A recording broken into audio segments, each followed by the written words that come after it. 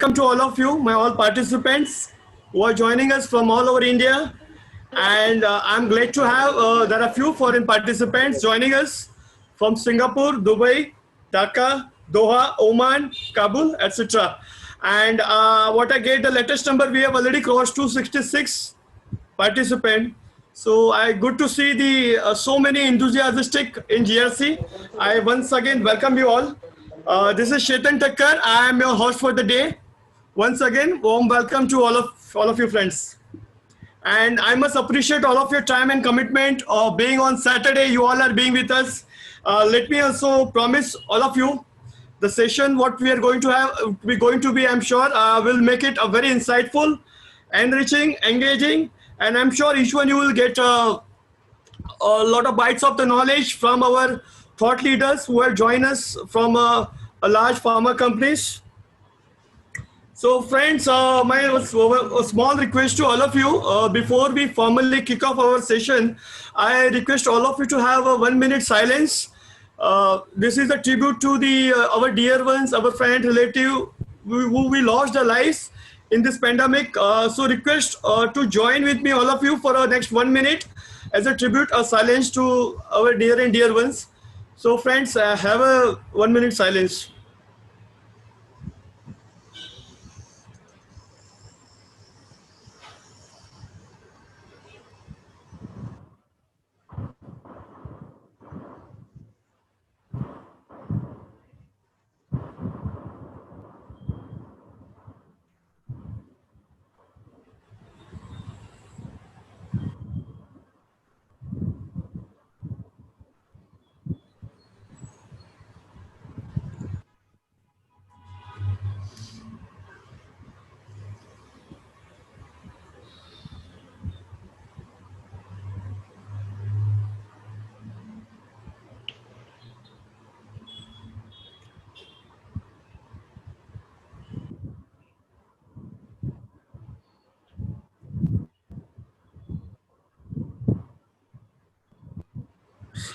Thank you, friends.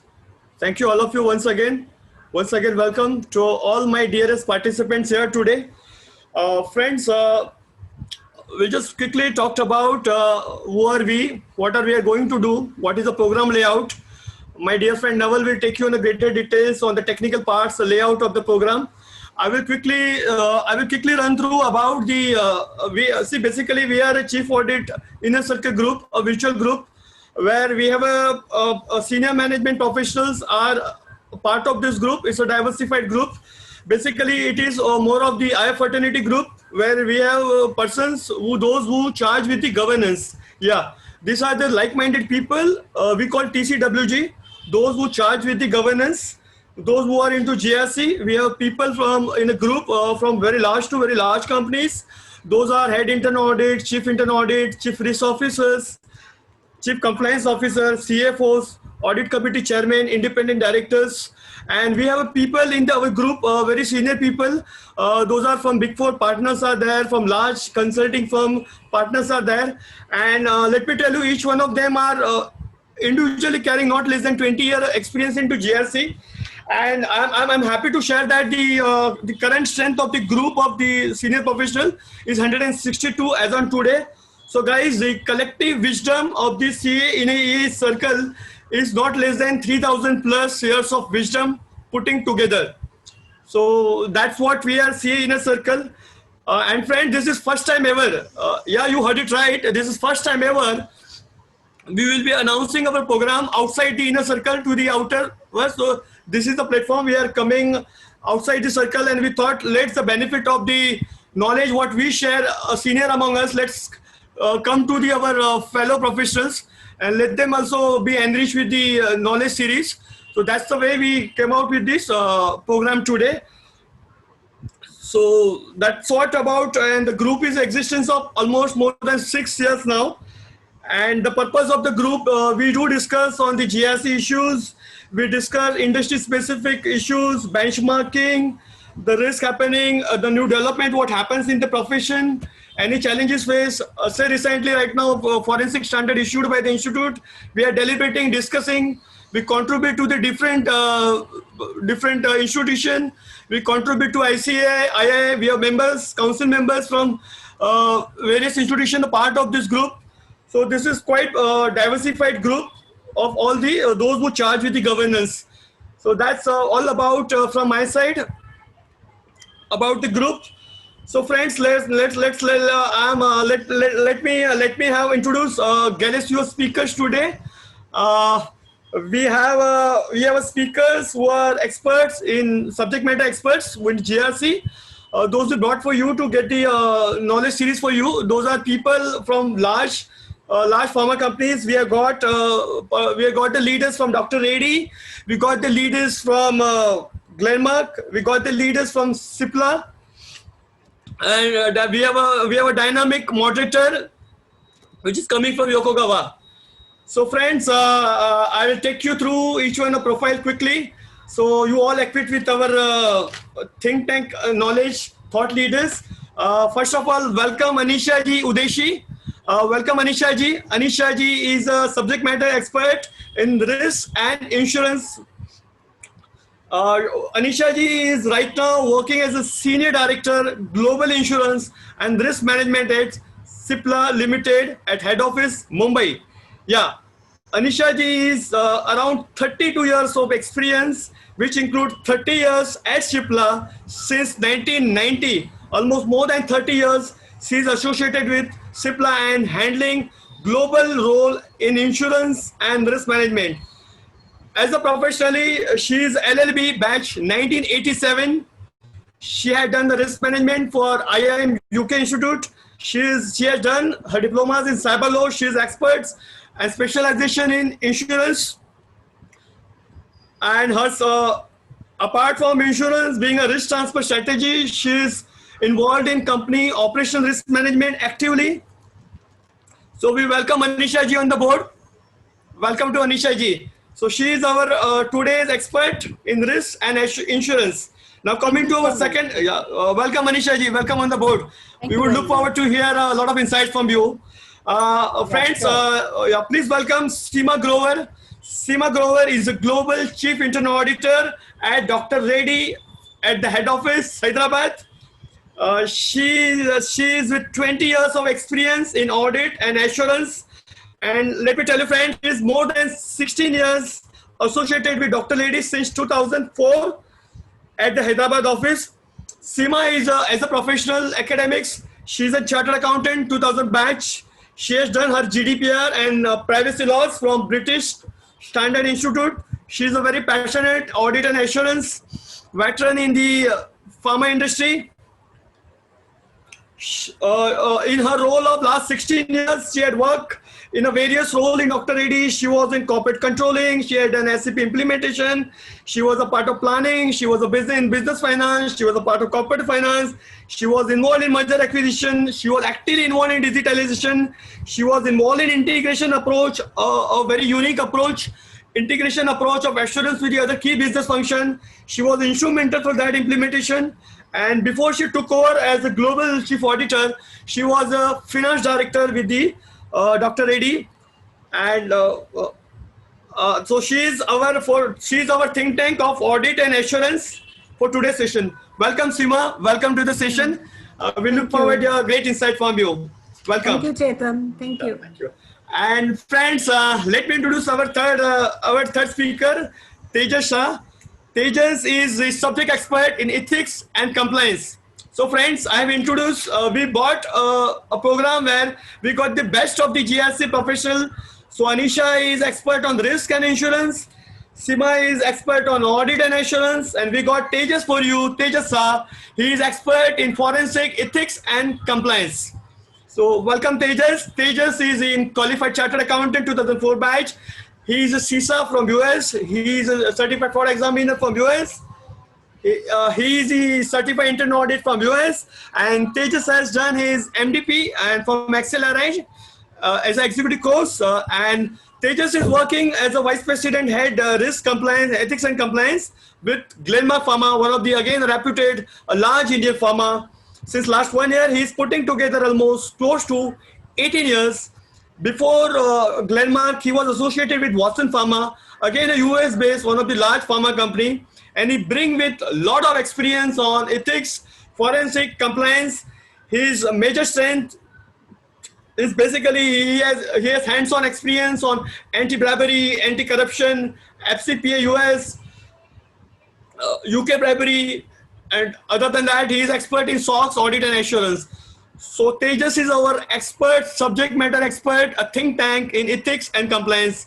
Welcome, Tejas. Welcome on the board for today's session. We heartily welcome you and look forward a great insight for my all colleagues who have joined you for the session today. Welcome, Thanks, Tejas. Chetan. Thanks, Chetan. Thanks for nice introduction. Thank you so much.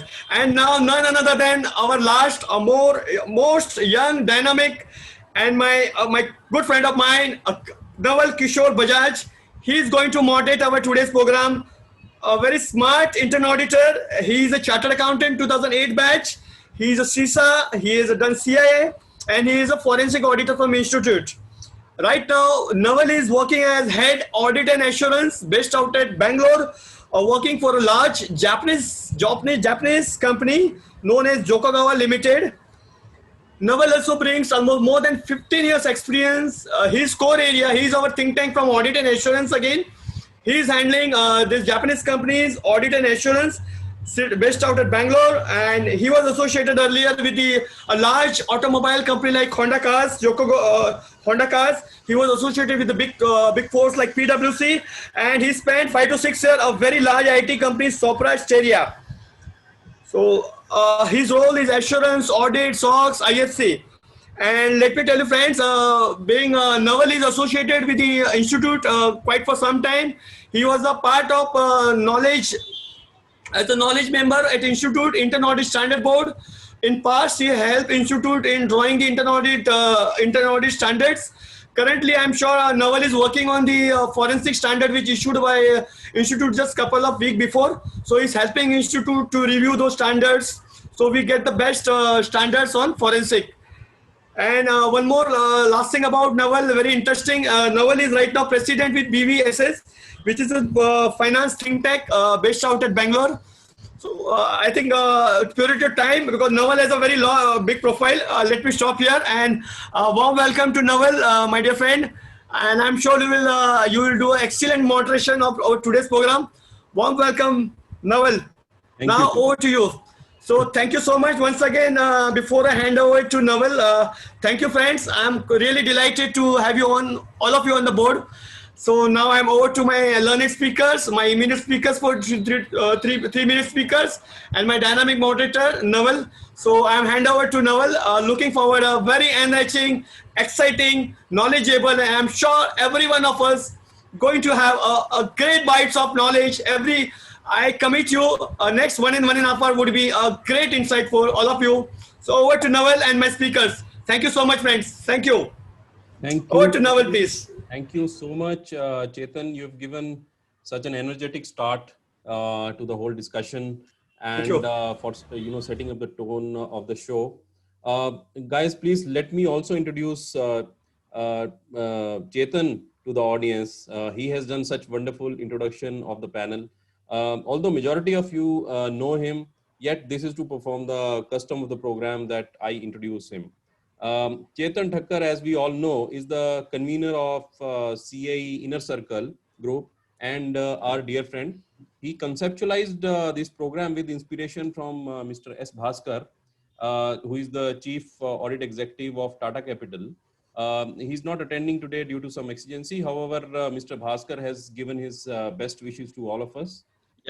Now, Chetan is a fellow chartered accountant, a certified internal auditor, a certified information system auditor, certified in risk management from ICAI, strategic leadership program from IIM Ahmedabad. He has also completed, and he has also done an EMBA from Harvard Management Mentor USA.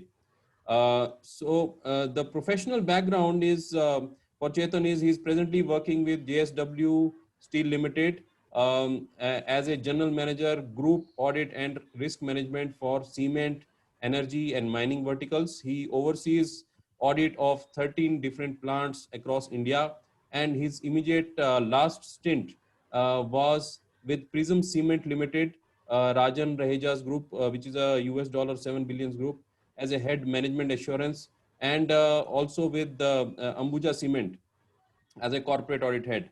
So he has a career, a shining career spanning over last 25 years.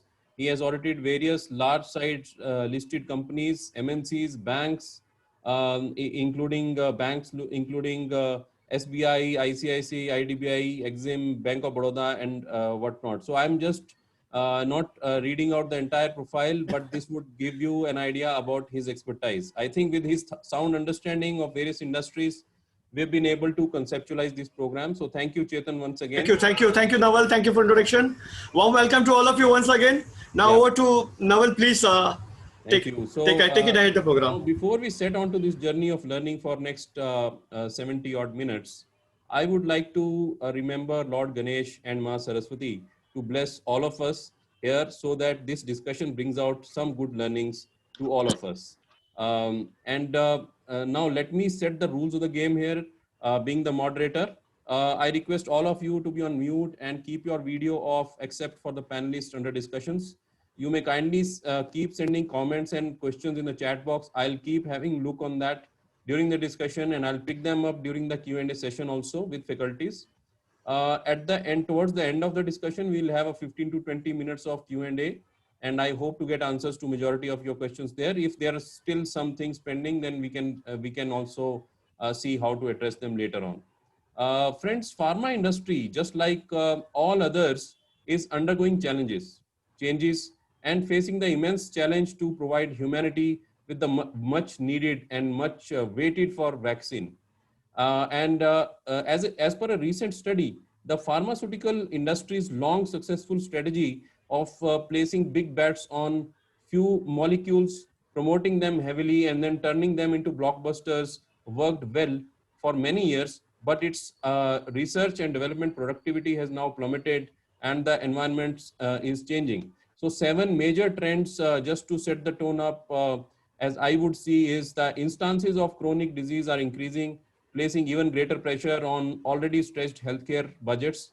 The healthcare policymakers and payers are increasingly mandating what doctors can prescribe. So this will have a direct implication on the models, business models.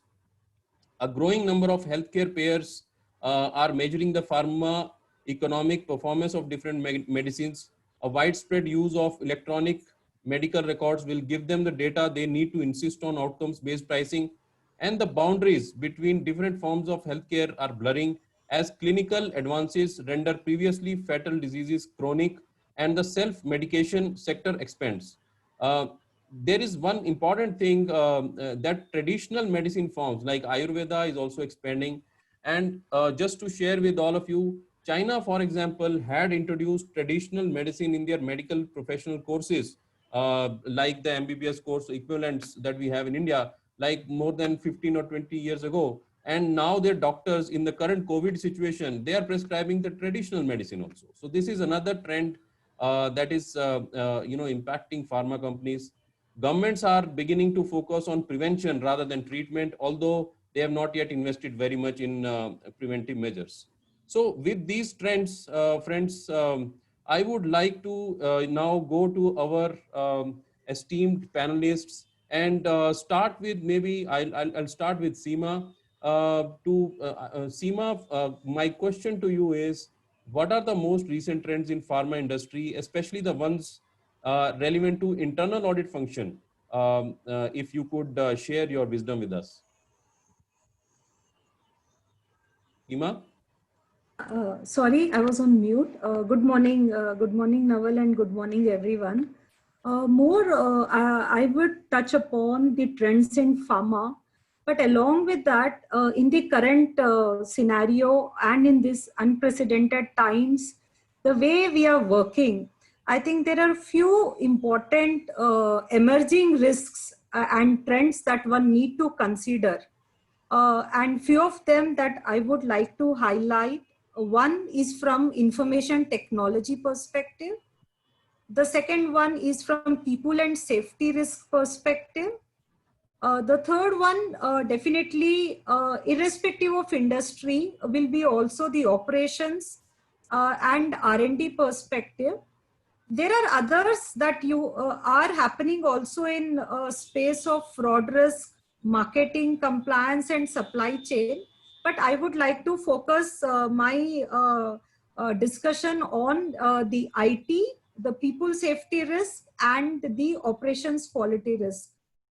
Now, coming in the environment where all of us are working from home, majority of us, so from an IT and a remote working system, what are the emerging risks that would impact every industry and even a pharma industry? One would be cybersecurity. The second would be the IT infrastructure. The third would be data privacy, confidentiality, and access management. These four are important risks that I see an internal audit have to focus on. In cyber security, the important ones could be one, all of us are aware on the phishing, wishing, and the smishing attacks that many of us are getting privy to. That is one area. The second is the malware attacks, and we have heard this across industry. Various malware attacks that many industries and organizations are going through. That's one area.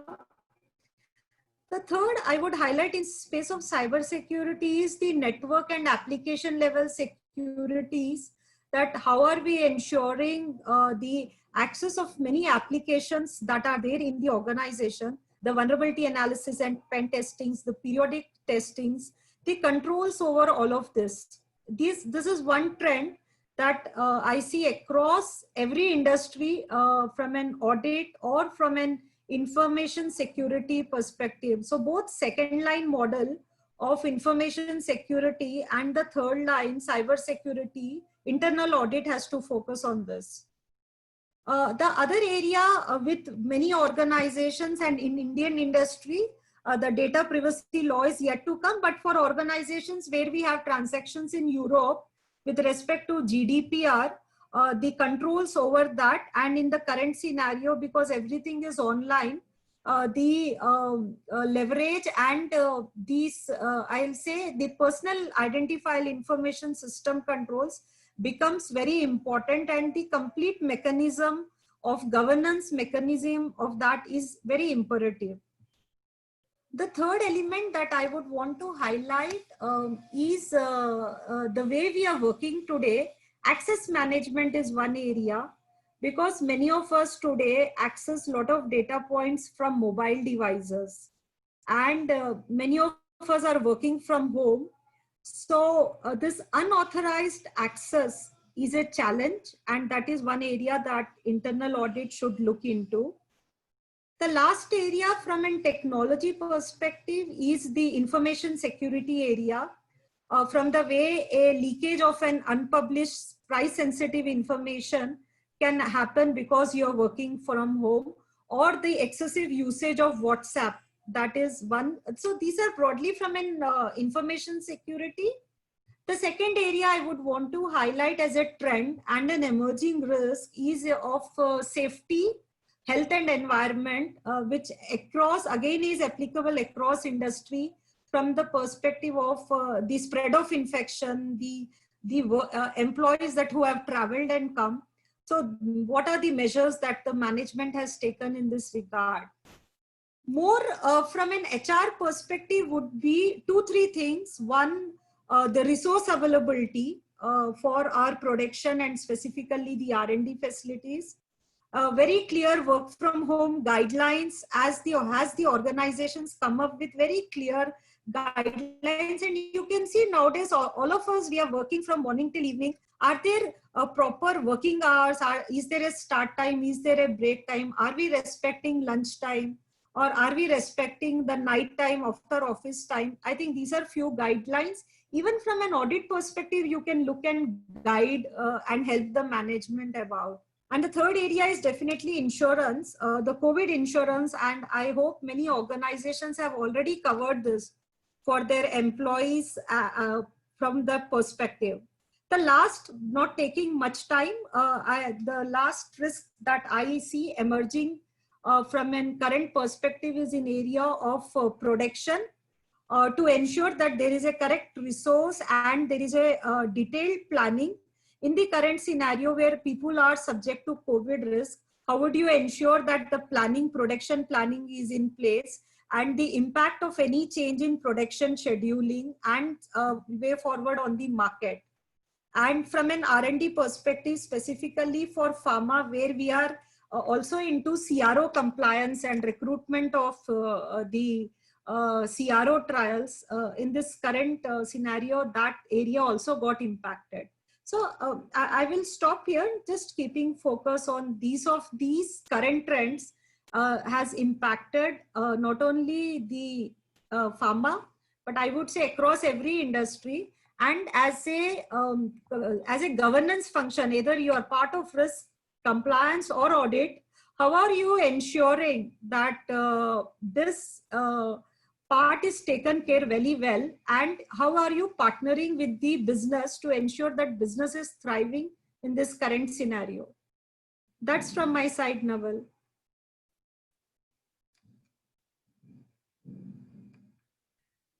Yeah, thank you, Seema, for your deliberation. I think you've raised some very interesting points. I would like to go to Tejas and ask him, Tejas, what are the trends in a mid to long term, especially the ones which are relevant to your compliance function? Tejas. Thanks, Naval. So before I come to compliance trend, let's understand the expected trends in the healthcare industry. See, pharma is one of the critical component in end-to-end healthcare industry. So just for ease of understanding, let me start with one scenario. Scenario about how healthcare trend looks in future. So assume that there is a person X, a very fit and healthy person, regularly taking care of health, doing workout in gym, going for jogging, playing sports like tennis, cricket, etc. One day, what happened? The smart device he is wearing detected some abnormalities in the body. What that did, that smart device, based on insurance plan of that person X, sent that data to the insurance company. In the system automatically analyzed the data and detected what is wrong. Again, based on insurance plan, system recommended some diagnostic test and also facilitated person X for the appointment of such test. Person X went for those tests. Reports were sent digitally to the person X as well as back to the insurance company. System again, based on the outcome of diagnostic test, recommended few physicians on the panel for person X to choose one. Person X chose one of the physician for consultation. System again did facilitate the appointment. Person X went to the clinic and based on the consultation, in not much time, the required medicine, again as per insurance plans and based on recommendation from the physicians, delivered at the home step. So this happens, and also till the person X is fit and healthy and back to normal, this cycle of periodic diagnostic test, physician consultation, and home delivery of medicine continues. So this is how the future of healthcare looks from particularly end customer perspective. So friends, what do you think? How long will it take to convert this scenario into reality? Any wild guess? What do you think? Maybe 2 years, 5 years, 10 years? It is already reality. Excellent. So maybe most of, because we being in pharma, we are aware, but most of you, if we are not aware, this is the today's reality.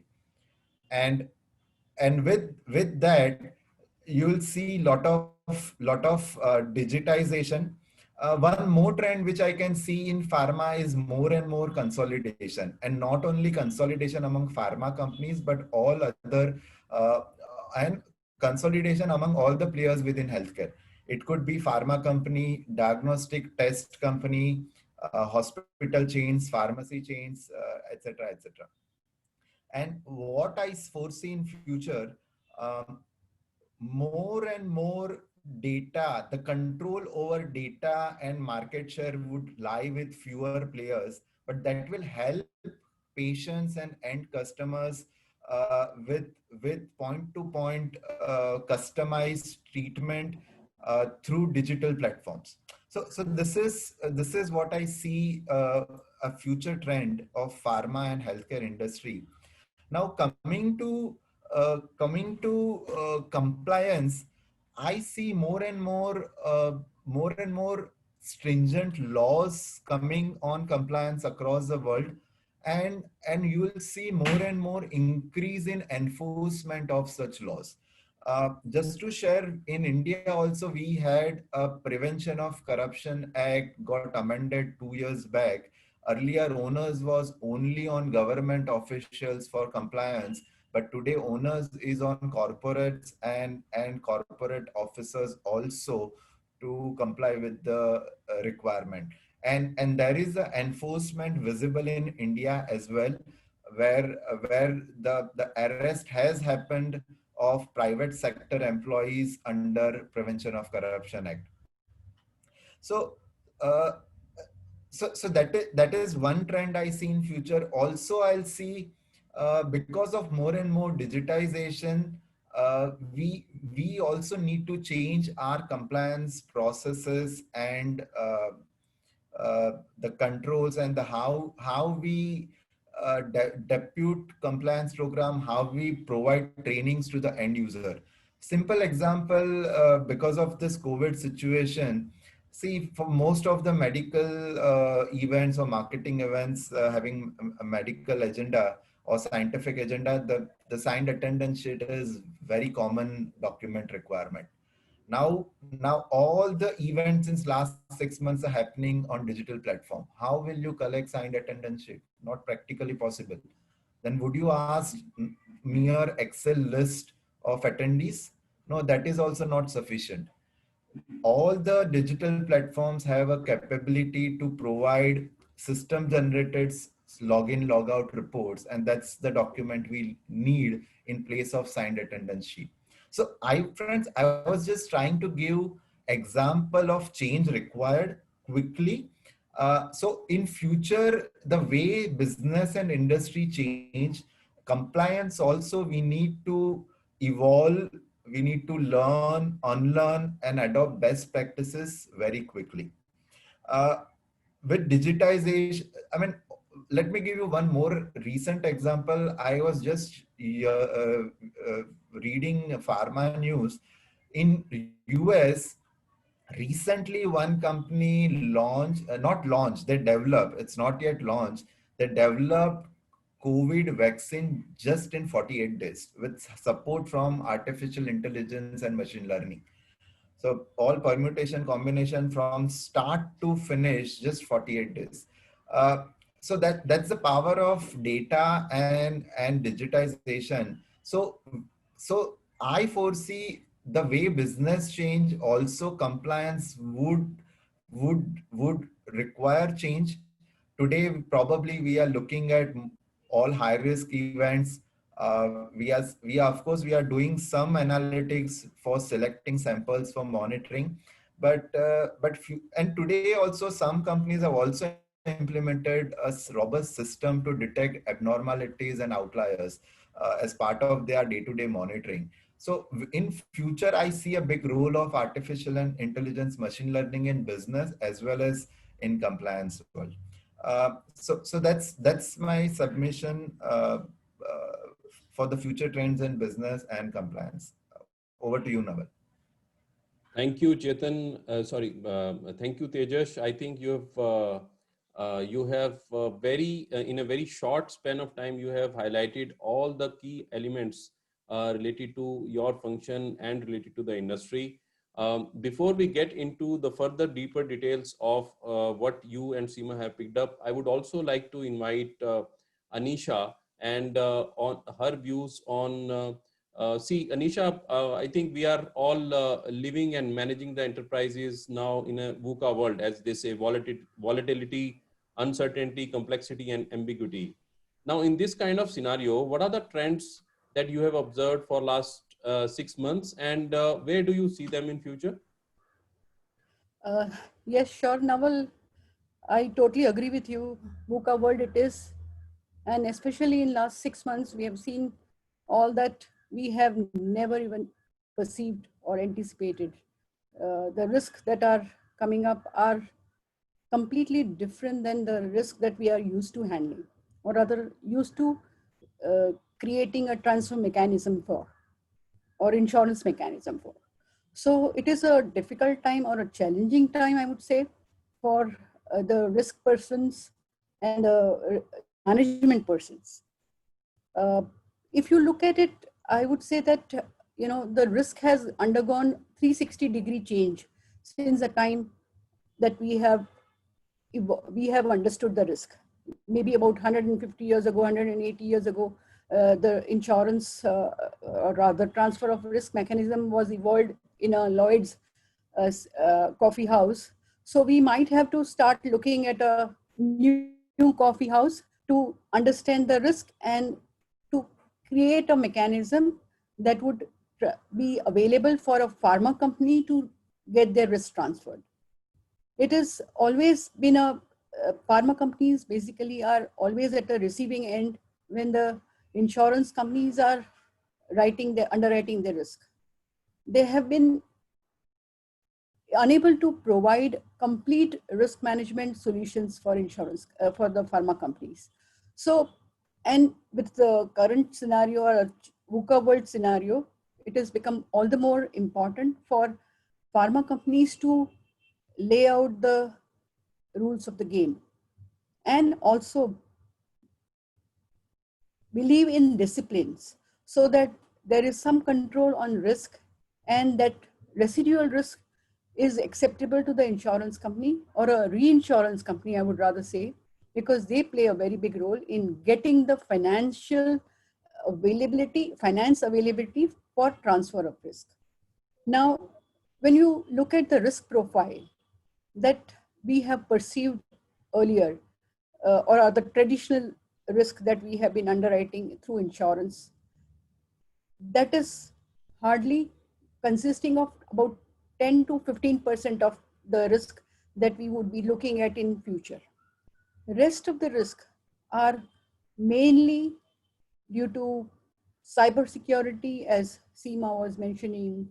There is a risk of global warming or climate change risk that we have not looked at it in past and that we would be looking at in future. Political risk, a $20 bill of George Floyd could create such a big havoc for the pharma industry, for the political scenario in US. And that is, if I can just mention the quantum of losses that the insurance industry has suffered because of that is to the tune of about $3,000 million. And that is not a small number. So all those risks that are evolving are applicable to pharma companies also. Because Indian pharma companies, if you look at, they are mainly having their footprints in the international market. More and more pharma companies are making their name in the international market. So they cannot be kept away from political risk. Then there is a data risk. Again, data risk is very, very crucial because the health industry has a certain data which was talking about certain communicable or non-communicable risk in past. And all the products that are available with the pharma companies are pertaining to those kind of ailments or treatment for those kind of ailments. We hardly have, treatment or products for treating the pandemics like COVID. So all that data that has been there available in the past with us needs to undergo maybe a major change with the data of this pandemic. And the risk would have to be defined and it would be it would be converted into a proposal for the insurance company so that the appropriate solution for risk transfer can be designed. Then I would come to currency risk. Currency risk again is with a lot of fluctuation in oil prices and a lot of fluctuation in dollar values. There are so many risks that are emerging and creating loss kind of a scenario for pharma companies. These are, I'm not saying that are particularly for pharma companies, but majorly pharma companies can get impacted because of these kind of risk. And we need to have solutions, and the solutions that are available for currency risk handling or a political risk handling, they are not the kind of a full-fledged or a comprehensive scenario or some comprehensive solutions that need to be looked into. Currency risk and the debt recovery. Again, the economies in today's world, because post-COVID scenario, now everything will be evaluated either on BC basis or PC basis. BC is before COVID and PC is going to be post-COVID. So all those scenarios that are emerging or risk scenarios that are emerging, and maybe the scenarios that could be termed as black elephant, the term of black swan event and elephant assessment of risk that can be combined, and the board would have to be looking at those risks and will have to try and create an ask. A comprehensive ask has to be created by the board or by the risk manager or the ERM committee, and that would have to be rolled out to the insurance company.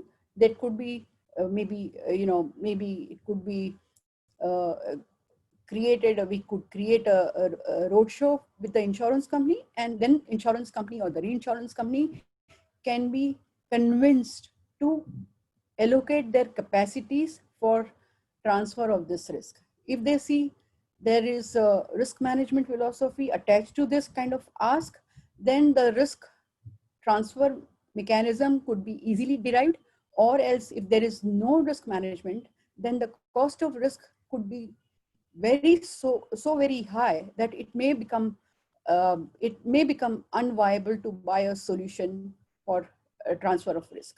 So there is a lot of constructive disruption is happening through the technology and digitization in the pharma company and also in the insurance space. Like Tejas mentioned, that the scenario of health solution delivered by the insurance company through artificial intelligence is one of the important aspect that is becoming a reality very soon, and it would be acceptable to the local public. But from my perspective, I feel the corporate risk is becoming more and more global, whereas the retail risk is becoming more and more local. So the solution cannot be a universal solution for these risks, and the insurance company and the pharma company would have to come across along on the same page and create a global risk scenario as well as create a local risk scenario. So that is what I think is my submission for the solution for VUCA world would be. Thank you, Naval. Thank you, Anisha. I think you've covered everything, all the key risks comprehensively. And you also mentioned very interestingly about BC and PC before COVID and post-COVID. So interesting concept. You spoke about constructive disruption happening in the industry. So with that, taking a lead from there, I would like to go to Seema now. Seema, and then maybe I'll come back to Anisha. Seema, what are the technology disruptions that are being observed in pharma sector? And do you think that health tech startups, they are complementing or are they challenging the existing players?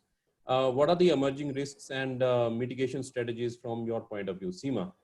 Okay. Thank you, Naval. I would, so the space, as Tejas started his question and Anisha complemented it, the space is very interesting space that is reality today. So what is happening in this health tech space? It is global across the world, but in India also we have many players and they are doing very well. From an health tech perspective, the startups like PharmEasy and MedLife, which have recently got merged, creating a valuation of $1.2 billion. Company like NetMeds recently got acquired by Reliance and 1mgs. So all of these companies have derived their strength in the supply chain part and the distribution part of the drugs. That's one space the health tech companies are making their importance felt. The second area or the trend that I see in this space is companies like Practos, Librate, Mfines, and companies that are building their network in space of doctor strength, where they are working, building a network of doctors and taking on this journey. And there are many other players who have come. I don't want to name them. There are a number of players that are there. So what is happening in this space is the customer is at the center, the patient, I would say.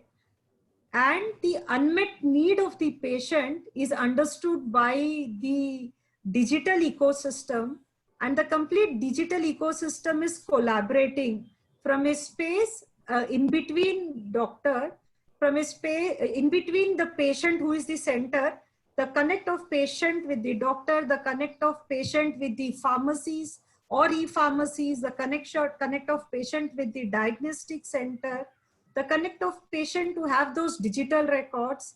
And over this value chain is what Tejas mentioned, the artificial intelligence and machine learning that is sitting over this and making it every day more and more intelligent, so that the customer service is at ease. The experience the patient comes by sitting at home, he can access the best of doctors. He can get his reports tested by sitting at home. People will come and take his diagnostics, take his samples of blood, whatever he would want to get tested for. E-pharmacies will come and deliver medicines to him at home. So this ease and convenience, getting various players collaborated in the digital ecosystem is a reality today. And this is a trend that is there with health startups. Now, an important question to ask here is, we all of us coming from pharma space or pharma industry space, how this would impact the pharma industry or the companies like Cipla, Dr. Reddy's, Glenmark, Sun Pharma, Lupin. So that's an interesting space to watch for. Definitely there would be more focus on the distribution side. Will it impact? Yes, it will impact. Is it a relevant journey? Yes, this is a relevant journey, and the disruption is there in the marketplace.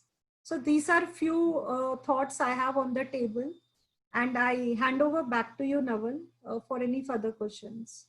Yeah, I think Seema, the key message from your side is it is a change we have to accept and we have to move forward along with it. We have to take it into our stride. Now with this, I would also like to ask the similar question to Anisha. And Anisha ji, if you can share your view on the same question related to technology disruption in health tech with health tech startups, and what is the importance of health tech in the research space, especially? This question has also been asked by one audience. Navalji, thank you for asking a very, very interesting question. And this has been very, very close to my heart. So that I'm delighted to give a different answer. Or rather, I would take a little bit of Seema's input on this, and I would give my answer on this. You see, it is a compliment to be associated with a startup which is creating technical disruption. Why? All this while, most of the economies have been spending a lot of money on the healthcare. You may take US, or you may take a developed country like any other country in the world. Their expenditure on healthcare is humongous. and lot of money is being allocated for that. Now, for that, pharma company has been, many pharma companies have been providing a lot of products all this while, and things have been happening. Now, with this technical disruptions, what they are aim to correct, or they aim to deliver, is some kind of a chronic management to the ailments that are troubling the world. Now, if the chronic ailment can be controlled, lot of expenditure that goes into managing the health through the hospitals can be controlled. Almost it is there is some kind of a uh, you know uh, analysis that has been done, which says that almost 20 to 25% of the healthcare cost can be controlled if chronic health management is put in place for the population. Now, these startups are concentrating on catering to mainly 5 top ailments like cancer, cardio, respiratory, and things like that. So if they are able to succeed, they could be a complementing, uh, you know, business or a business model, which would be growing more and more pharma, because the concentration, the focus has been shifting from only health to wellness. And these startups, if they are able to succeed in creating that ecosystem, the wellness can be achieved for the population that is suffering from chronic illness. Now, if that is achieved, definitely there would be a growth. And I would give an example of a pandemic. We are looking at, vaccine getting distributed for what reason? So that we have the immunity, we have resistance to the ailment, we catch infections of COVID, and we can lead a simple life. And that is what is the aim of any economy. And that would even grow the economy.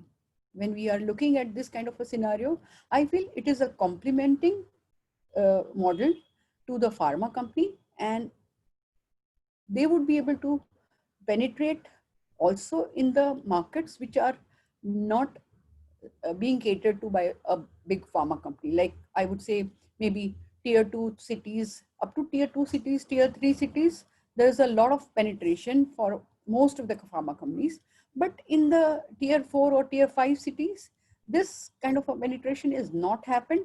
And because of this not getting penetrated, they are subjected to some spurious or substandard medications that may cause more harm than provide health for those people. So I think more and more importance, or focus should be on those kind of delivery mechanisms, and they are the ones who would be able to bring some kind of a sanity in market, and can drive economic growth. Insurance, I would say, insurance is working very hard, because as I mentioned to you, that there's a lot of claim ratio, which is important for insurance company. When they are providing a capacity of 100 rupees for health insurance business, they are paying out claims to the extent of 300% or 500%. And because of that, the regulator is also reprimanding them. If we have this kind of a mechanism followed, or if this mechanism is given more importance in future, especially after COVID is addressed, we would see that claim ratio also coming in control.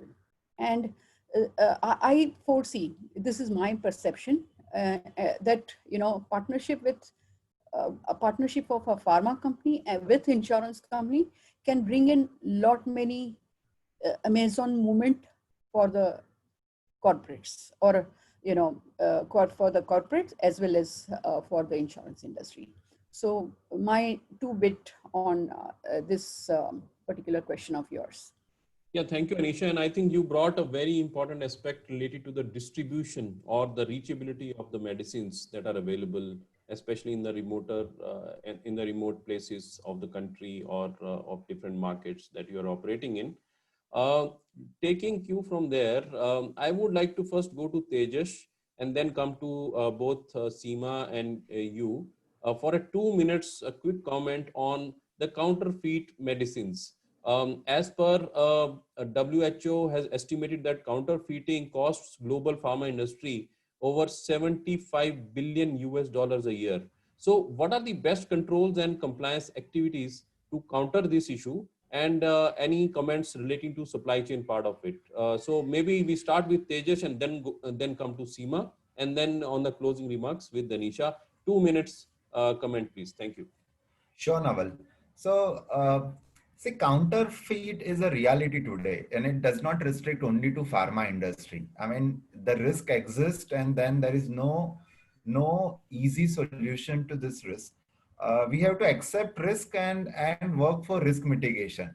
From technological perspective, some companies, not necessarily pharma, but including pharma, some companies have implemented some digital mechanisms like barcoding or and any other technology to detect the genuine products.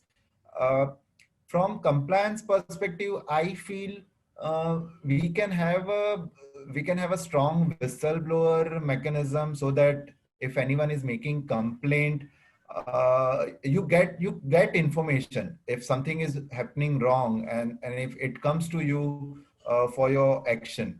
And once you receive complaint, then maybe you need strong internal team, internal experts to deal with such counterfeit problem, maybe along with partnership with law enforcement agencies. uh, One more mechanism from compliance perspective, maybe I can say, uh, always engage in ethical. See, somewhere in counterfeit, somewhere your supply chain, some business partner within your end-to-end supply chain is involved. So having ethical business partners and to ensure how much the ethical practices your business partners have, there is a tool for ethical due diligence.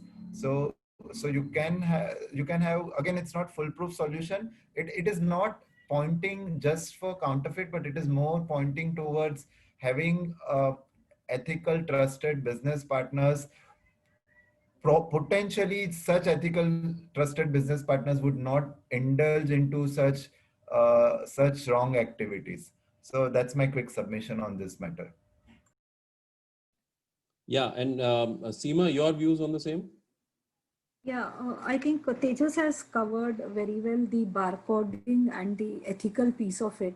I will just share a few from an control perspective or from an audit perspective. One, many of times pharma companies work with the partners and who are aware of this complete artwork and all the details from a quality perspective. I think from a control perspective, surprise visits, close monitoring of these partners will really help. The second thought as a control would be from a perspective of market complaints that you would get on these counterfeit drugs. What are the corrective actions and how have you ensured that controls that you have put in place is second area one can definitely look into.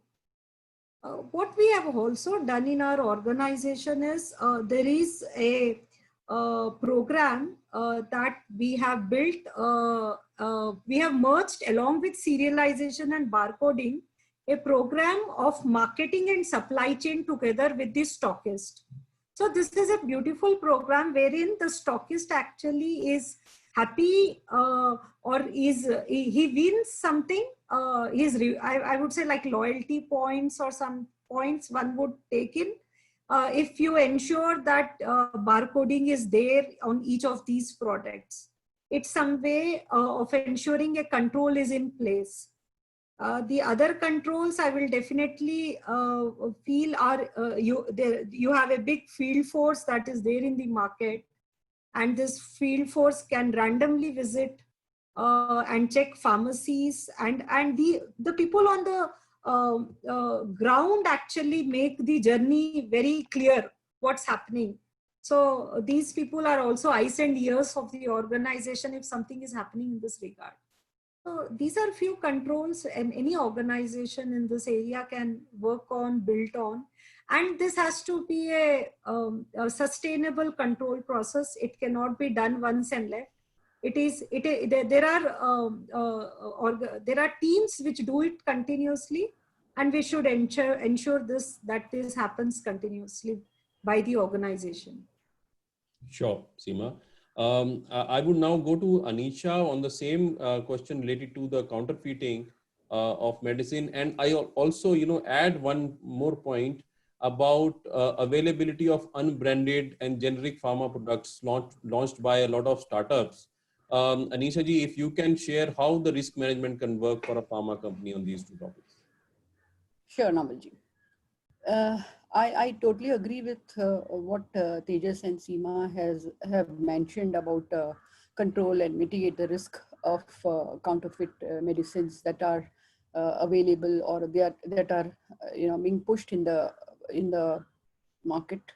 And there is a lot of thing that needs to be done to curtail this risk, because otherwise there could be more than health. We could have more of scenarios like product liability claim coming up on the actual manufacturer, because generally it is seen that these products have a very, very minor change in either the packaging or the labeling or the overall product. There's hardly any difference that we can understand from the visible view of the product. So a lot of control can be brought in by way of introducing artificial intelligence scenarios, like putting a barcode and creating this mechanism so that the risk is identified at the level of first sale, and it doesn't go into the interior of market. Then in the other control can be through the smartphones. We see a lot many advertisement nowadays that a payment of a transaction can be made without even a card. Debit card or a credit card is not required to make that transaction, and maybe a phone, smartphone can be used to make the payment for a transaction. Similarly, when the pharmacies are being bought, there could be a smartphone usage, and most of the 1mgs of the world or the NetMeds of the world are using this kind of a mechanism to see that the product is available, a right kind of a product or a proper product is available to the end user. With this kind of a implementation of a model, we could also control the risk.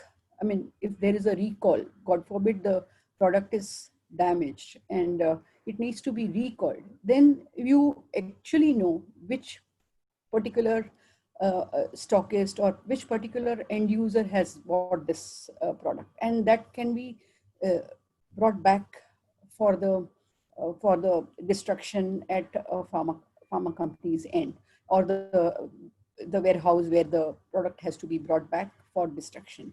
So I think by implementation of this kind of a initiative, we could control many of the risk, like spurious product risk can be controlled, recall risk can be controlled. And I would like to narrate, I'll just take 30 seconds on this. I would like to say that, pharma companies' employees are being given training on pharmacovigilance, so they are the ears and eyes of the company when this kind of product complaints are received, or complaints with regard to spurious products are received by the pharma company, and then that can be addressed accordingly. So my bit is that this risk is not been attended to in past to a great extent, and there's a lot more things that we need to do.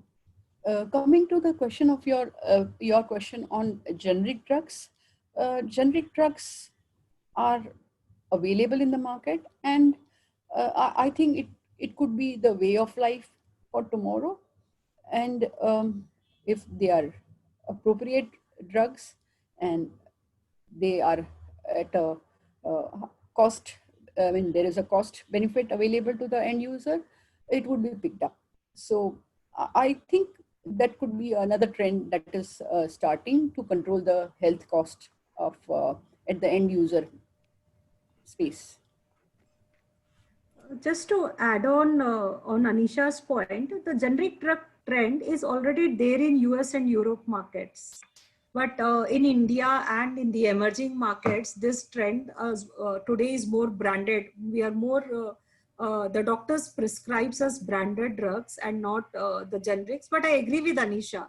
This definitely will pick up way forward. And companies have to become more productive and cost efficient to be in this space. Yeah. And I would also want to point out quality is very important. One has to ensure, one cannot think of leveraging or not respecting the quality piece of it. Quality is an important play in pharma space.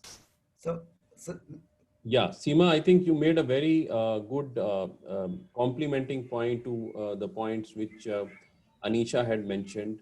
Could you also elaborate a little bit on specific to your function, how the internal audit has changed in the current context? Sure. Thank you, Naval. This is an interesting question. Today, in the context when this COVID started and when business were thriving to go and ensure that they are meeting their objectives of the organization, an important question I asked myself and many of my colleagues here might have asked in this journey, how we will make ourselves first thing very relevant, and what is that we have to do in the organization that we can help them on. So I would want to mention here few of the important changes and journey as a team, as Dr. Reddy's internal audit team, that we learned and we imbibed on. One, while this COVID was on, this team went on to understand and partner with business. What are the emerging risks that could happen and how are you controlling them? That is one area that it was very satisfactory, satisfaction that I could derive, that yes, we are supporting the business and ensuring that something should not go wrong for them. Asking them what could go wrong for you. We were not auditing them, but just asking them what could go wrong and is this could go wrong, and how are you ensuring that there are controls regarding this.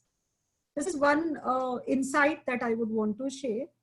From an audit perspective, there are a few things that I changed within for my team and agreed with the audit committee and the audit committee chair that I would want to share here. One, from a governance perspective, we said we will more focus on digital audits, cybersecurity audits, GDPR audits, ITGC audits, bot assurance program. This is our focus from an audit perspective. The second change from governance perspective, we have started this journey. We also told and agreed with our stakeholders, with our CXOs, that for few of the digital transformation initiative projects, internal audit will have a seat on that projects, and before the project getting launched, internal audit validation or internal audit yes or a go ahead, that interlocks are in place and they in an integrated module, the integration is happened.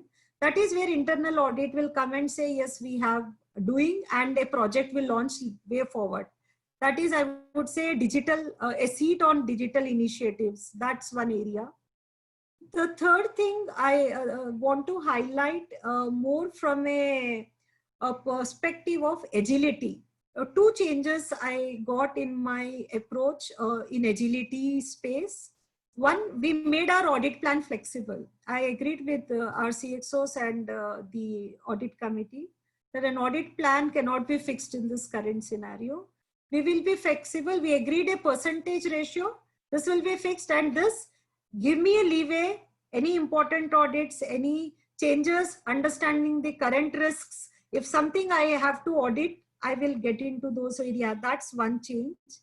The second change from agility perspective is the way we would partner every quarter with key stakeholders to understand what are the risks that are going and audit them and come to them immediately. It's not that I have to follow a rule protocol and then come with a final report. Something high risk, it's an immediate call to the person and we discuss on the table.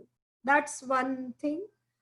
The last thing I would want to highlight is we have, I will say, married with digital technologies. In space of continuous control mechanism or in space of your ITGC, IT application control, or in space of MRC controls, we want to go very deep dive. We have initiated this journey. The complete digital audit journey has got initiated for us, and we are working ahead. And the future we look forward is a central team that can monitor those red flags, and we will be doing lot of advising on assurance activities. That's the changes, few changes, Naval and team here that we got in the internal audit space. Yeah, they're very interesting, Seema, and I think some of them are actually transversal to various industries. Like you spoke about partnering with your management, being available, asking them questions, interacting and understanding them. I think that will be applicable across industries beyond pharma also. And the second important thing that you mentioned was, adopting technology. I think that is also something which is applicable across industries. So thank you very much for that. Tejas, may I come to you now? And I would like to know from you. See, you have been an internal auditor, and then you have, transformed to a compliance officer, looking at ethics and compliance of your company. What are the things that you would like to share based on your experience with the community, auditing community over here, as well as the compliance community? And also, if you could add few more pointers on the recent trends in the compliance functions in the industry. Over to you, Tejas. Sure. So, recent trend, see, let me tell you, particularly compliance would differ in pharma as compared to other industry, and I'll tell you why. If you see a corruption risk, it is more relevant. What are the interfaces where there is a high risk of corruption? Primarily two. One is government officials and other is customers. But in pharma, there is another third bigger stakeholder, and which is the healthcare community. So it is healthcare community includes healthcare professionals as well as healthcare organization, and hence you will see. And then for us, people in pharma compliance, see, internally also there are a lot of stakeholders. So I think 90% of the pharma company staff interact with healthcare community, as compared to maybe less than 10% staff in any other industry who interacts with government officers. So we have to manage larger stakeholders within the company.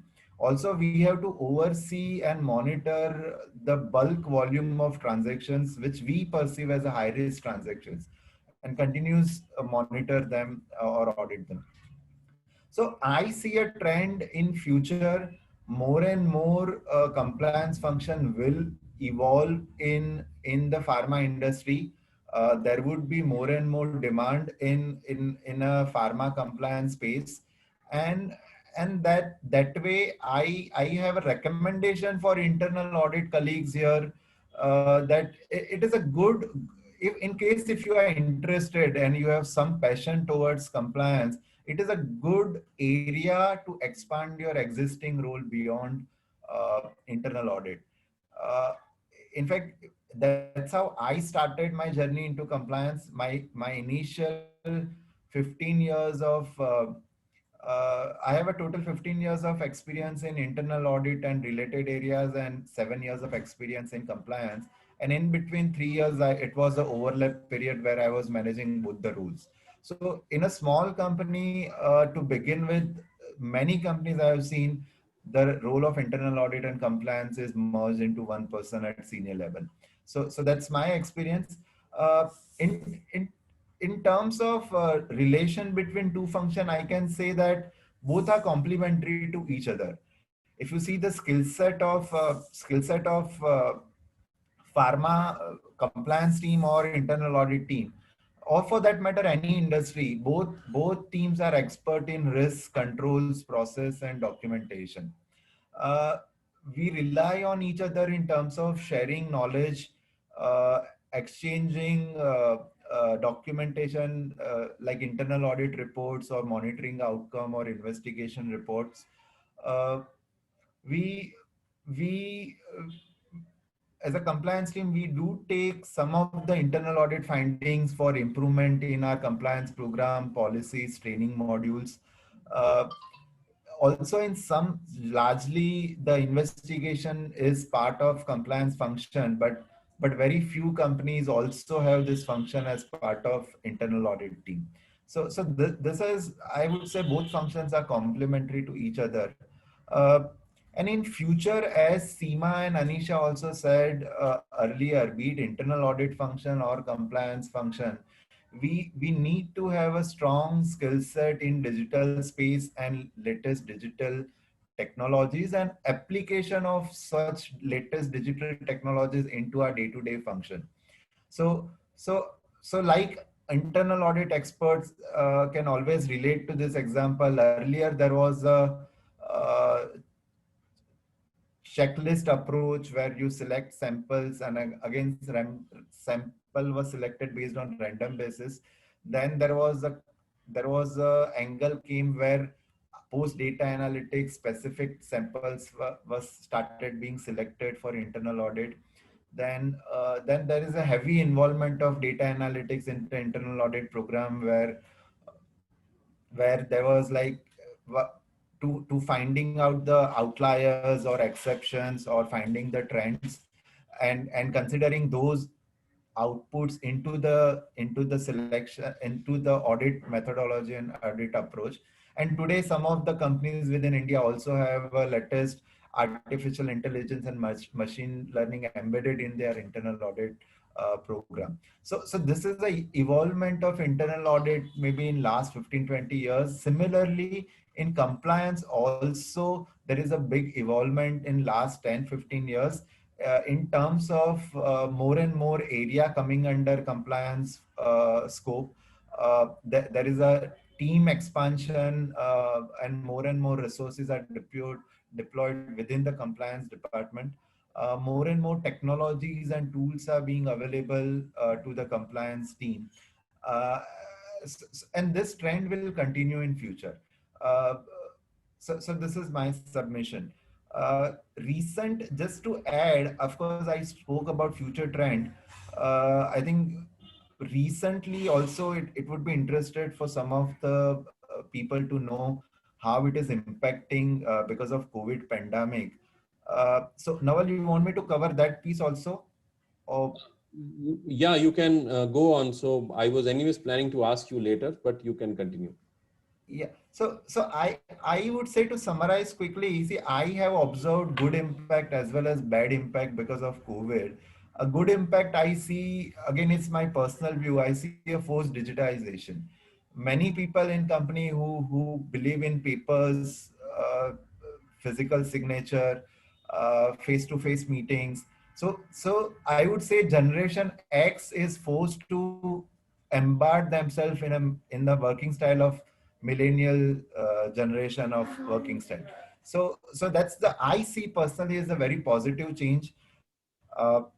From business perspective also, marketing team 100% focus is now on core medical and educational activities, and that way there is a reduction in the compliance risk. uh, of course, initially we faced a challenge. It was a new experience for business team as well as compliance team. So we struggled initially to tweak our existing process and documentation requirement uh, for for initial digital events. But then after few events, I think journey is better as compared to physical event days, and it's very much smooth now. Uh, at the same time, I've also faced a lot of challenge. I mean, one bigger challenge I'm sure all auditors would have also faced, generating bulky data from SAP and downloading at on the low internet bandwidth at home. So, and generally we use that, we need data for monitoring and investigation purpose. So it is bigger operational challenge. And I would also add here, while relating my experience for investigation. See, I mean, no one have thought we could do interviews for investigation on a through video conference. The historic practice, I'm sure you all agree, there was a practice of flying to the location wherever it is in the any corner of the world for conducting investigation interviews. Now we are forced to take such interviews digitally. So there are many challenges, and I'm not comfortable with the current approach in this one space, because there are network issues sometimes where you need to tell interviewee to stop the video. Uh, all of us on the panel are surrounded by family members, and there is always a high risk of leaking confidential information. Um, and you don't know, interviewee may be recording this conversation, which is very much possible with this today's technology, and you don't have any control on that. You cannot guess the interviewer's body language or facial expressions. So this is one area where I'm not much comfortable. But otherwise, this digitization is helped in improving of compliance overall status. Thanks, Naval. Yeah, thanks, Tejas. And I completely agree with you when you say, when you make a point on the interviews, because one of the key points of the interview is also to, put the other person in pressure and then to see how he reacts. But on a distant mode, I don't think it would work that effectively. Okay, now let me go to Anisha ji. I'll ask one question to Anisha and one more question to any of you panelists before we get into the Q&A round. I'm conscious on time. So with the permission of the audience, I would like to extend this meeting by another 15 minutes because a lot of interesting stuff is going on. So let me go to Anisha. Anisha, what are the latest trends in insurance space? Do you think that health insurance and professional liability insurance are in for a big change, and how should the corporate sector prepare for the same? Yes, Navalji, agree. I would just like to talk about professional liability insurance first, because health startups and health related changes, we have already spoken about it in little earlier conversation. So we have just received some communication or some information in the social media that one of the big fours have been slapped with a big fine to the extent of about $50 million. Now, that is not a small number. And why? Because there were some irregularities that were that happened in 10 years ago, and the regulator has found out that the professionals who had been the key drivers to this particular merger or acquisition have not given appropriate advice. They have made some wrongful declarations, and some professional ambiguities are being found out by the key stakeholders, main key stakeholders of this transaction. So what has gone wrong? There seems to be a clear case of professional advice going wrong, or there is a negligence in giving a professional advice. So how do you protect yourself from these kind of liabilities being put on you? That could be done through a professional liability insurance. That liability can be transferred to insurance company if there is a appropriate due diligence that is required to be done has been done, and post that insurance companies are conducive to write that kind of a business for the organizations which are dealing in giving professional advice. Now, this professional liability insurance is very, very important for all the professionals that we are having today. It is not necessarily that only pharma companies would have this kind of a liability. People who are, engineers or accountants or chartered accountants or any other professional who's into giving consultancy services, and that consultancy services could go wrong because the risk scenario, or the scenario that controls the risk or mitigates the risk is changed, and that is not being taken into account. So those scenarios can be taken care by professional liability insurance.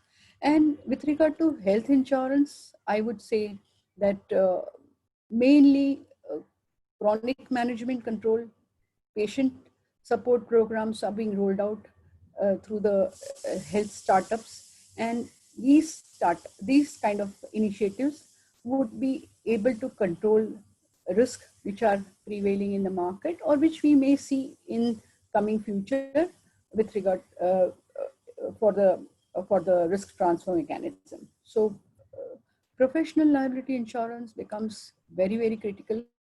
All the risk managers, as an individual risk managers, they would be getting a support. Like for doctors, there is a medical malpractices insurance available. Many of the pharma companies are providing that support to the doctors. So, and we in recent past, we have seen some news that pharma companies are trying to create clinics for the doctors. Because of the COVID scenario, people are not able to visit clinics, doctors' clinics. So virtual clinics are being set up. In this kind of a scenario, there is a possibility that there is a, as Tejas mentioned, that some patient can record the advices that are being given by the doctor, and there could be a future liability scenario that can arise. To control all these risks, it includes cyber risk, it includes data risk, it includes negligence in giving professional advice, all these kind of risks that can be covered through this policy. So I think there is a clear opportunity for the insurance companies to help pharma companies and the stakeholders, pharma stakeholders, to have a appropriate protection. Yeah, thank you, Anisha. So before we go to the audience, one question to Seema, a very specific one on audit, which has, I think, also come in the audience chat box, but we were anyways planning to ask you, related to the inventory taking, because it's something, some process which is actually very important on the pharma side, pharma industry side. How has the current situation impacted this, and how have the companies coped with the inventory thing? Seema, very quick. So yeah, this is a very good question, and we face this with our statutory auditors also. While our March books were getting closed, one of the important questions when our audit committee dates were also getting finalized, we already had a date, and statutory auditors were very particular. Without inventory, we will not, physical valuation of inventory, we will not go ahead. So this whole process, what we have done, we have tied up with a third party. They are also auditors, and we have done everything on video. We called our warehouse people. We scheduled respective dates for each plant and warehouse, and called the respective warehouse teams. We requested our third-party auditors to go and visit that place. We got them specific approvals, because this was the time when lockdown was on. and we have done everything using the video technology. This is the approach that got followed, and many companies have followed this approach. Yeah, the same applied to my organization as well, Seema. So thank you Yeah. very much. Now we are going to take some questions from the audience. Let me pick up the last one which have been received, and maybe I want to address this to Tejash. How internal audit functions, or maybe to Seema, any of you actually, how internal audit functions are equipped to provide the assurance against regulatory risk and assurance on production and quality process in operations. I think there are multiple people who have asked the same question. So maybe I Seema, if you would could start, yeah. I would request Tejas to answer, because the person who asked is my team member. Ah, okay. Okay, We may sure. get a reply what I speak in office. So Okay, sure. if anything, I'll compliment you, Tejas. No, So no problem. Ganesh is part of my team. And then Sure. So let me attempt. See, these technical areas like US FDA compliance, or in general, let's call it as a quality compliance.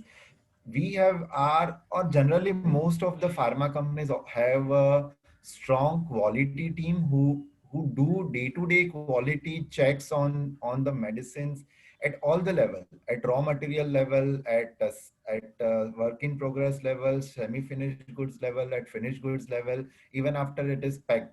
So quality check is there at every interval in the whole process of receipt of material till dispatch of finished goods. And on top of that, quality team also have a quality audit team. So like we have an internal audit team, most of the pharma companies have a quality audit team within the quality department. And that team role is to visit every manufacturing site of pharma company on rotation basis, on periodic basis, and do the audit of quality documentation.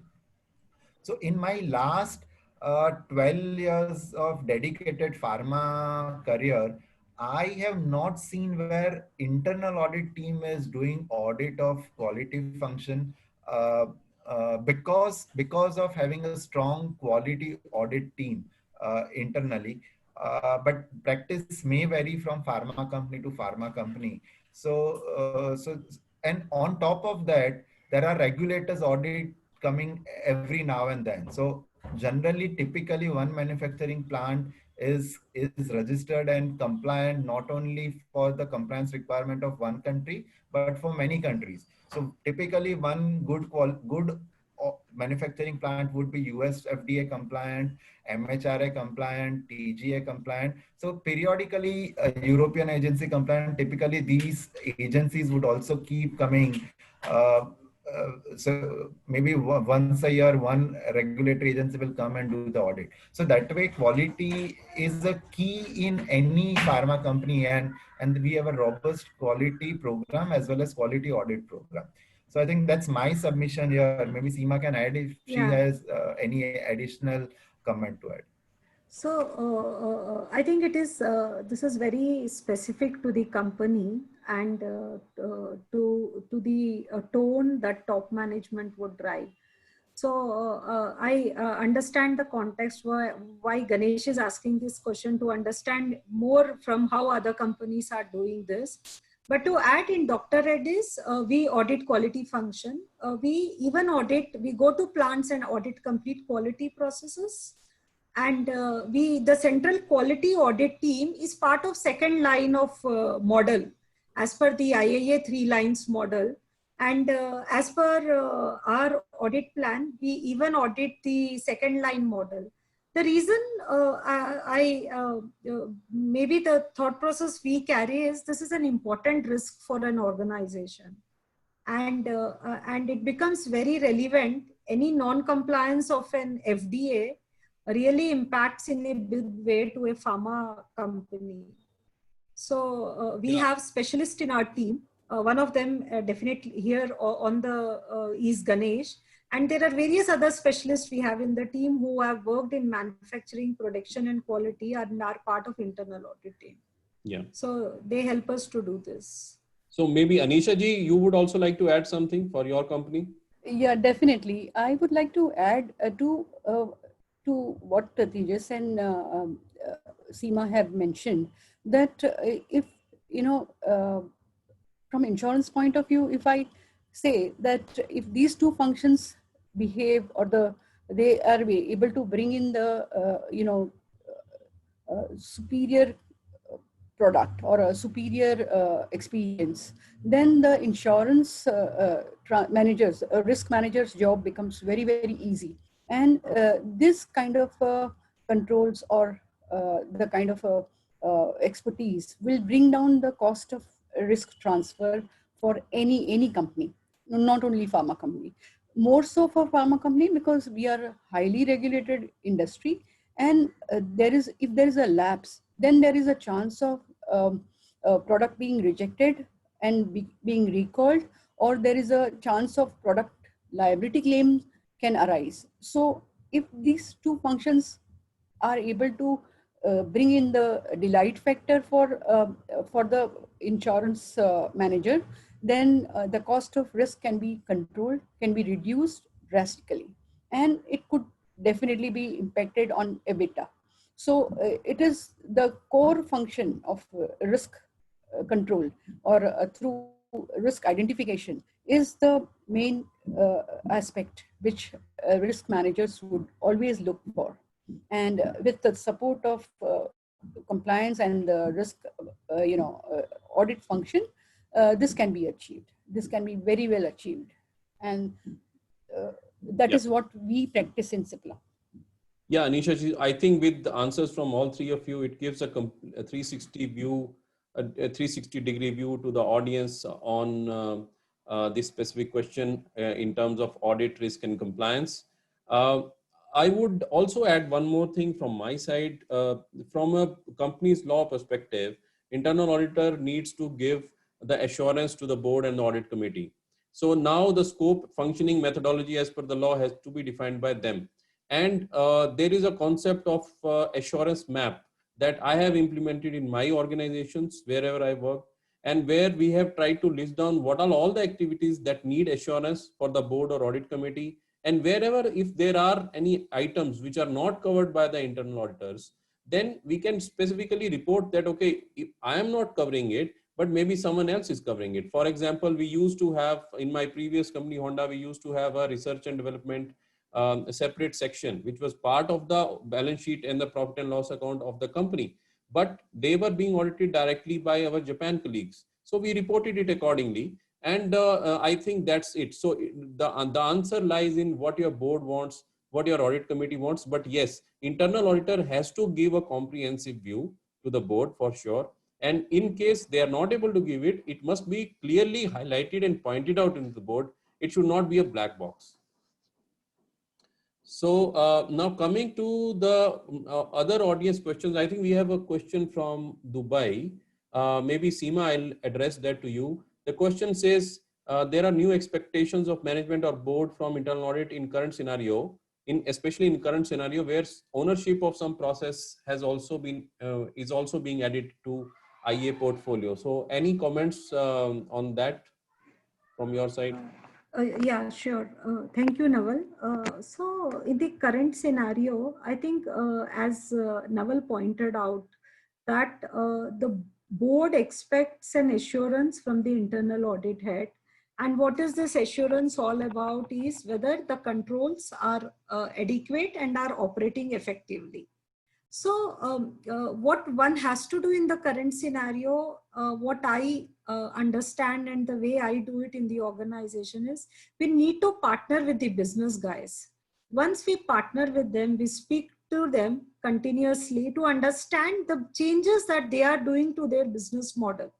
So today in pharma space, as Tejas was pointing out, meeting a doctor also has become, you're doing it digitally, maybe a little bit physically. So a new term has coined called phygital, which means little physical, but also digital.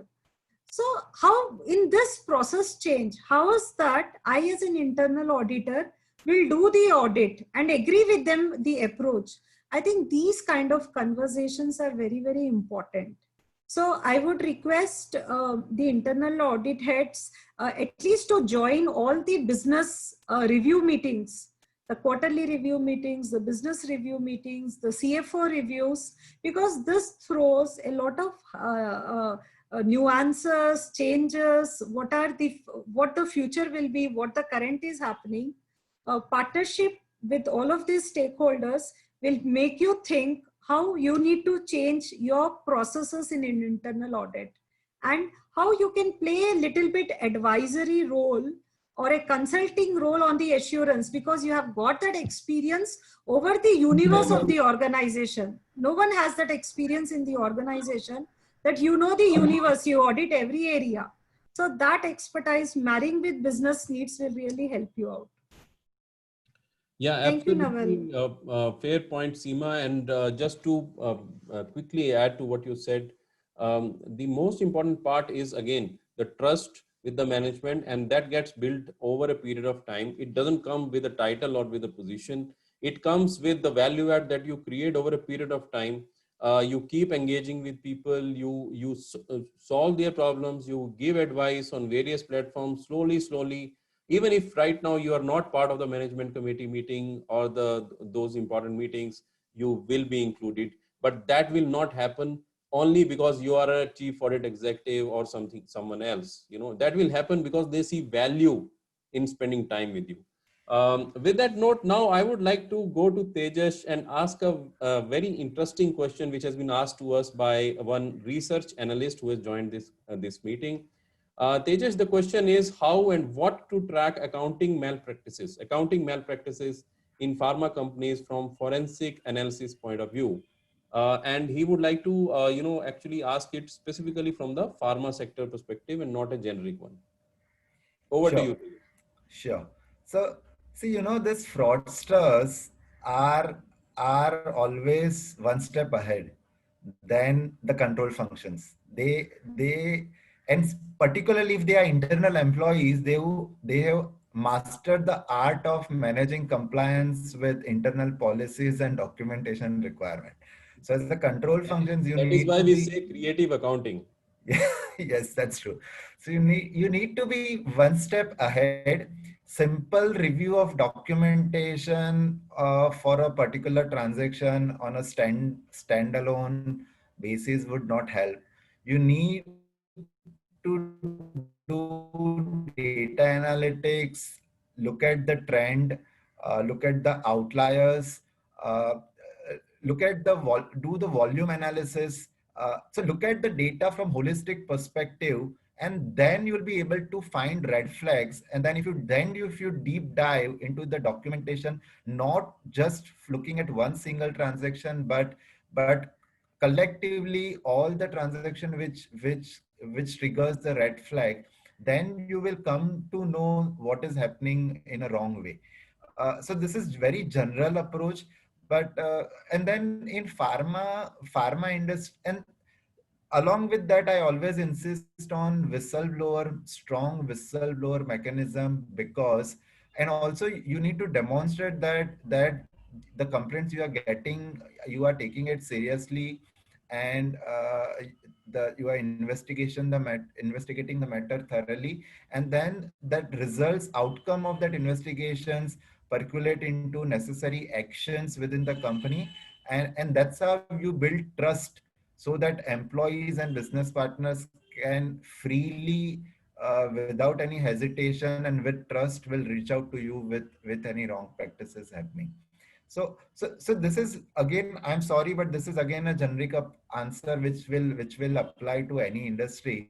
But these are two, I mean, the good whistleblower mechanism and action on the complaints and the holistic data analytics is two very generic answer. And there could be, I mean, this is the way I personally feel we should deal with such frauds or potential frauds on proactive basis.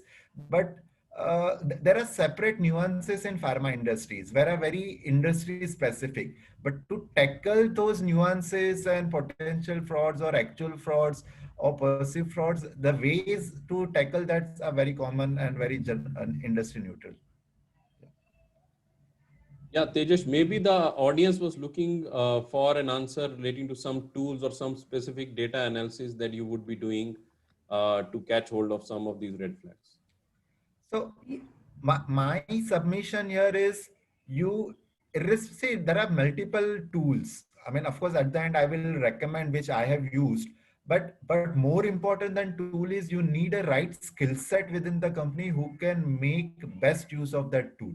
So who understand the data structure, who has the ability to connect the dots, who who who have basic knowledge on writing queries based on data structure to derive the meaningful data from the big databases.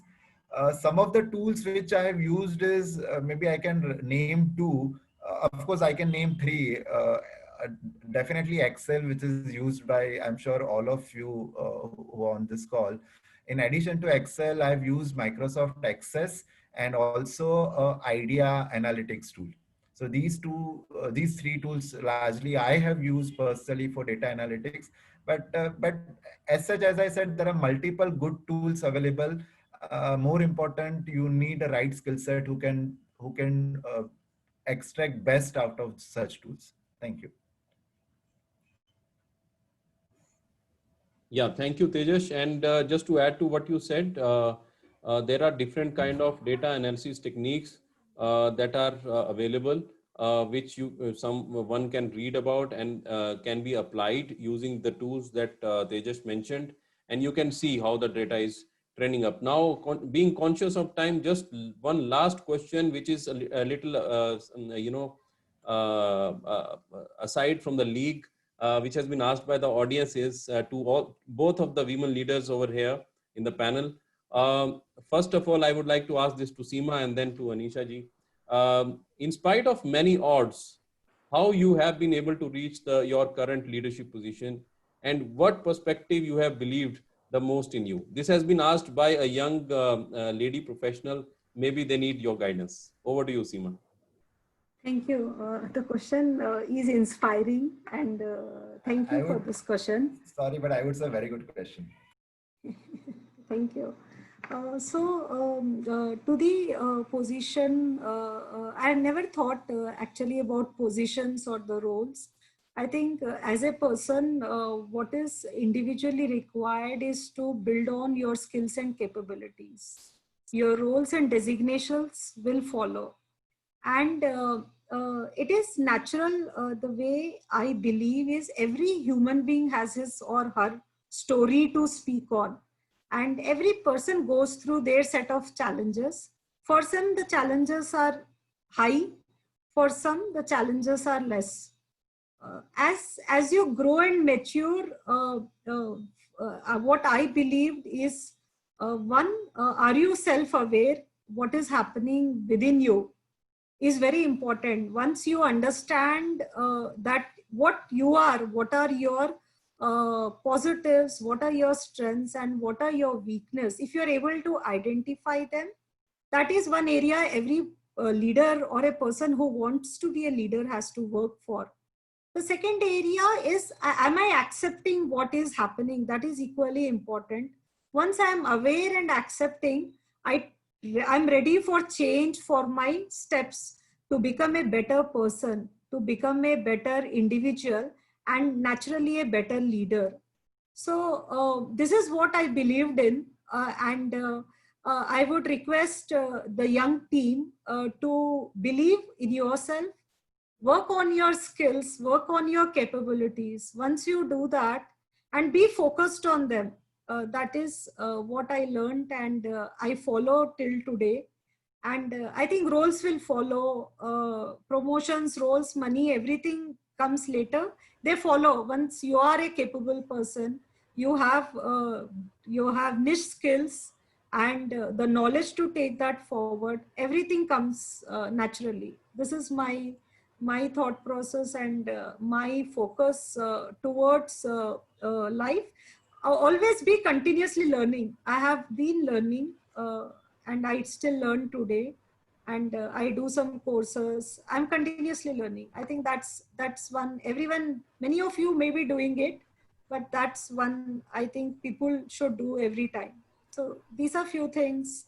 Happy to support individually anyone.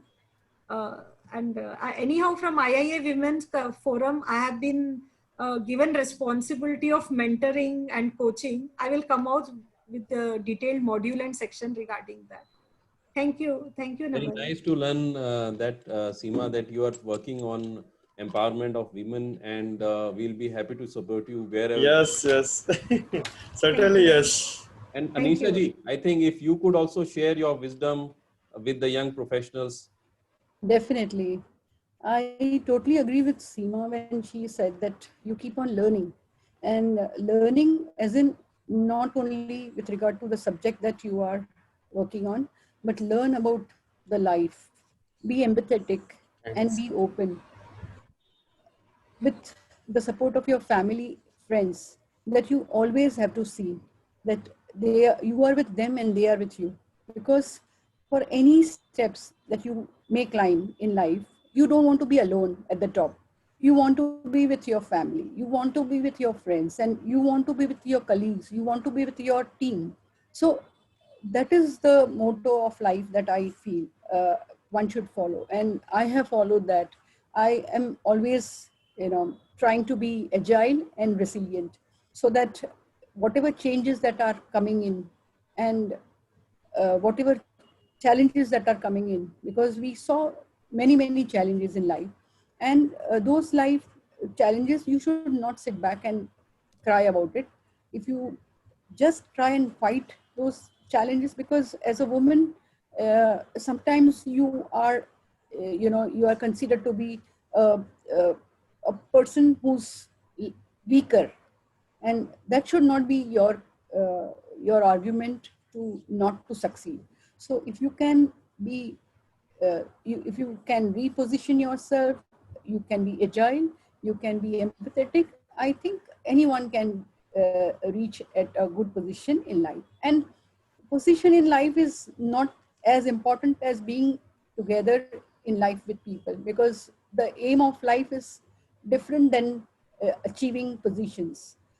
So if you are remembered as a kind person, if you are remembered as a helpful person, I think most of the things can follow. And as Amir Khan says in Three Idiots, you concentrate on your expertise, success will follow. So I Fantastic. believe. Fantastic. Absolutely right. So, Thank you.